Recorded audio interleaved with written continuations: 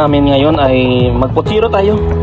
Paanong baboy, sa haluan ko yung yung sa bandang part ng bili. Yan, yun na. Pero susunugin ko pa yan dito, manood kayo mamaya. Sunugin ko. Tapos ito yung sahog natin, maraming pa ring gulay.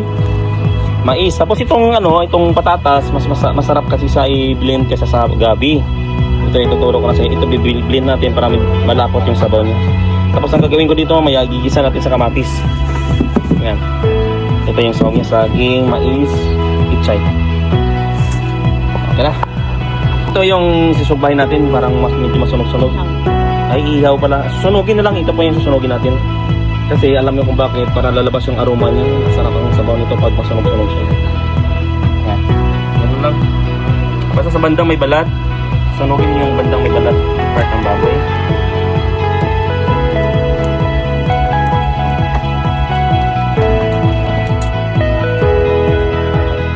Ganyan siya. Yan. Itong nasusunog na to, yan yung medyo nasunog. Sa sabaw niya mamaya masarap yan. Yan tawag na lumabas yung aroma niya. Saka nagpakulo na rin ako ng tubig ha. Pag natapos ko dito sunog, hugasan ko yan. Saka ilagay ko na dito sa pinakulong tubig. Ito na po yung nasunog natin kanina na karni. Hugasan ko to mamaya. Ayan pa natira. Pagkatapos yan, hugasan ko na. Ito na po yung pinakuluang tubig ko. Ilagay ko na itong karne na sinunog namin kanina ha. Ito na po siya. Tapos hugasan ko namin. Ilagay na natin dito. Saka lagyan natin ng tinidor para mabilis lumambot. Saka bitsin. Yan po yung mga sekreto. Bumubula na, bumubula. Ilagay natin yung yung gabing puti.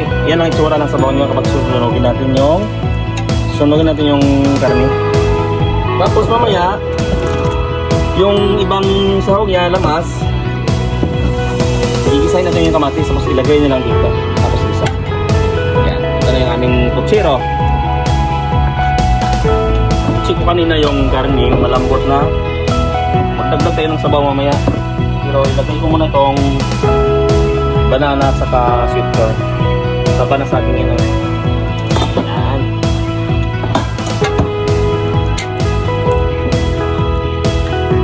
Magantay yan ng water.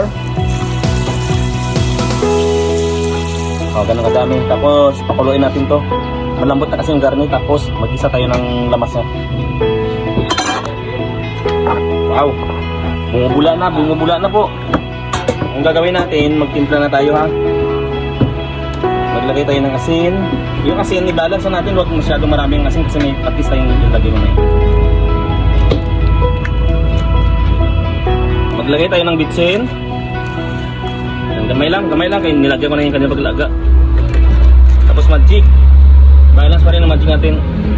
Konti lang. Tapos takpan muna natin. Ito tayo muna ng aswiti, anato seeds.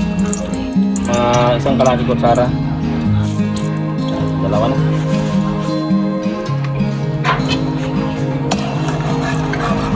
Para hindi lang siya masarap, maganda katingnan. Isalin natin siya para masada siya. Okay. Ito natin yung lamas niya. Parahin mo natin yung luya, sibuyas, o ahos. Tapos lagyan na natin ito ng panimpla. Kunti lang magic. Paminta.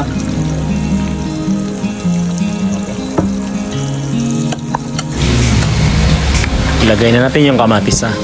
Kasi luto na yung sibuyas, garlic. Dito, ilagay na natin ang ginisang kamatis sa kaldero.